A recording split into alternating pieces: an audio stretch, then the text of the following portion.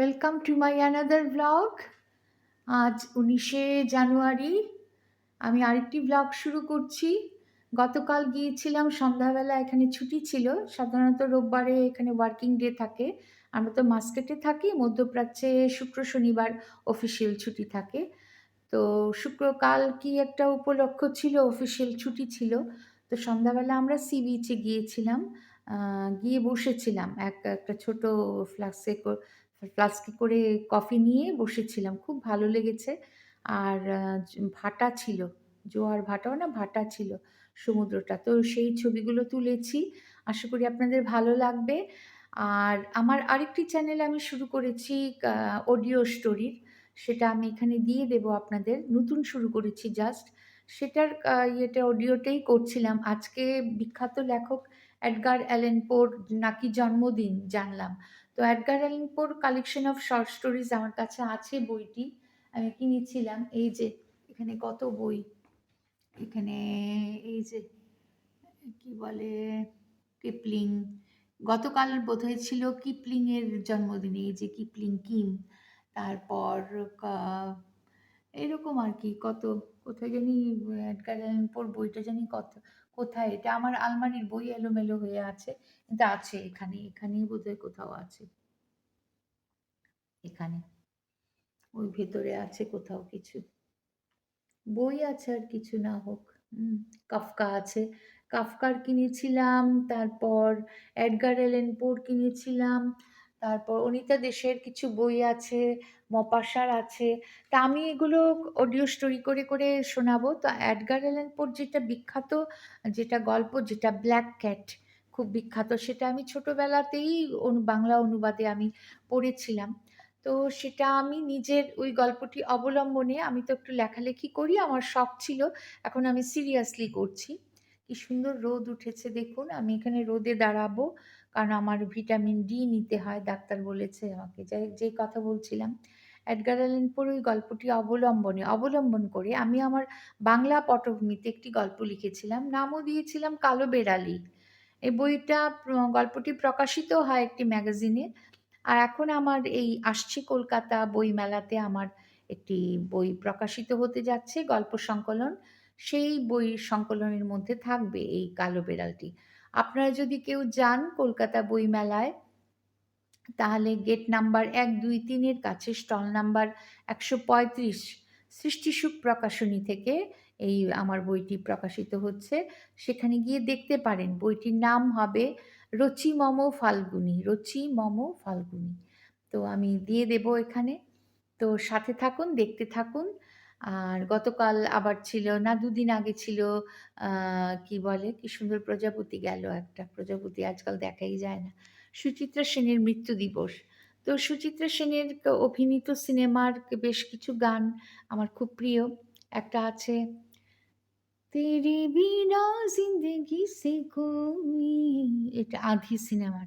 সেটা আমি একটা ফাংশনে গিয়েছিলাম, বাড়িতেও রেকর্ড করেছি, এবং এটা খুব মানে প্রশংসিত হয়েছিল। আকরম খান বলে একজন মুসলিম ভদ্রলোকের সাথে আমি ডুয়েট গেয়েছিলাম অক্টোবর মাসের শেষে। তারপর বাংলা দুটো গান আছে না, এই শুধু গানের দিন এলো গণ গান শোনাবার। এই তারপর আছে ওইটা, এই স্বর্ণা সুন্দর স্বর্ণালী সন্ধ্যায় এ কি বন্ধনে জ্বর, এটাও বোধহয় সুচিত্রা সেনের অভিনীত কোনো সিনেমারই। তারপরে একটা গান খুঁজে পেলাম, এমনি খালি গলায় গিয়েছিলাম, রহে না রহে হাম মেহকা করেঙ্গে বনকে কলি।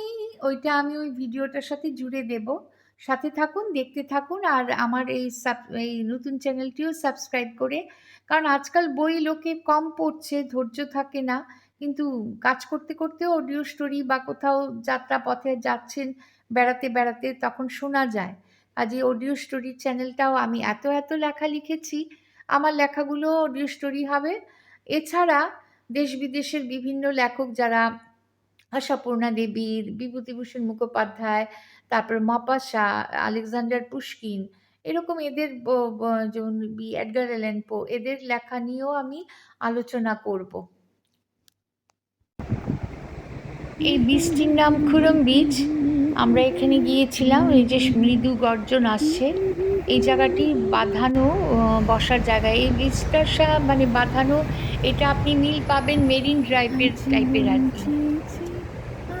আমি গুনগুন করছিলাম, গধূলির সুরঙ্গে,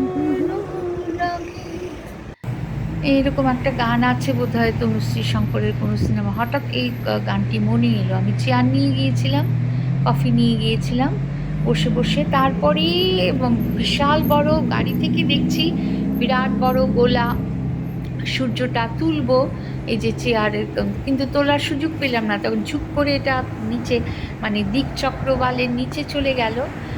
আর চলে শুধু যায়নি, মানে অসম্ভব, যেন আকাশে আবির খেললে, আবির মুঠো মুঠো আবির ছড়িয়ে দিলে যে একটা হয়। এই যে দেখুন এখানে, এটা কিন্তু একটা, এই যে দুটো বককে ধরতে চেষ্টা করলাম, পারলাম না, দুটো বক।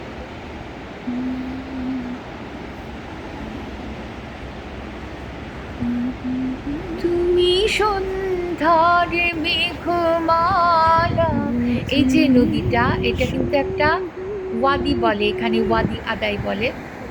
এটা সেটি গতকাল ভাটা ছিল বলে দেখতে পেলাম, অন্যদিন দেখা যায় না। এটা গিয়ে সাগরে মিশেছে।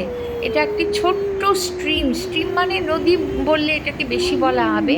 এটা পাহাড় থেকে নেমেছিল কোথাও, মাইল ঘুরে ঘুরে ঘুরে সাগরে এসে মিশেছে। এটা গতকাল ভাটা থাকাতে দেখুন, মানে ভাটাতে সমুদ্রটা কতটা দূরে চলে গেছে। একটি ওমানি পরিবার পুরো মানে পরিবার নিয়ে সবাই ওই এখানে ঘুরছে, তো বেড়াচ্ছে। আমরা নিচে যাইনি। ভারী সুন্দর এই যে কনফ্লুয়েন্স, মানে সমুদ্রে গিয়ে মিশে আমি এত কাছে থেকে এই প্রথম দেখলাম আর কি। চিল্কাতে দেখেছিলাম বোধহয়, আর এরকম দেখিনি। খুব ভালো লেগেছিল।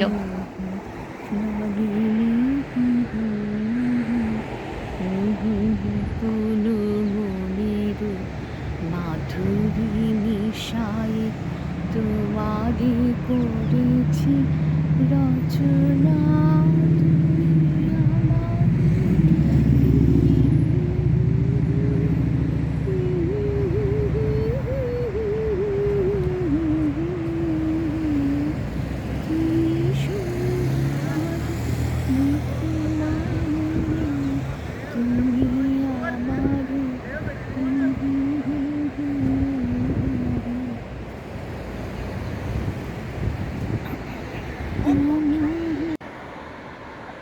মোর সন্ধ্যায় তুমি সুন্দর বেশে এসেছ,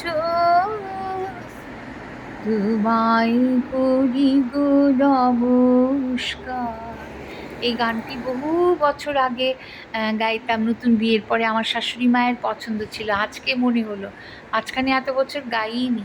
দেখুন কি সুন্দর আবির ছড়ানো দিকচক্রবালের, অন্ধকার নেমে আসছে। গোধূলি আমার ভীষণ প্রিয় সময়। মোর সন্ধ্যায় তুমি সুন্দর বেশে এসেছ, তোমায় করি গো নমস্কার।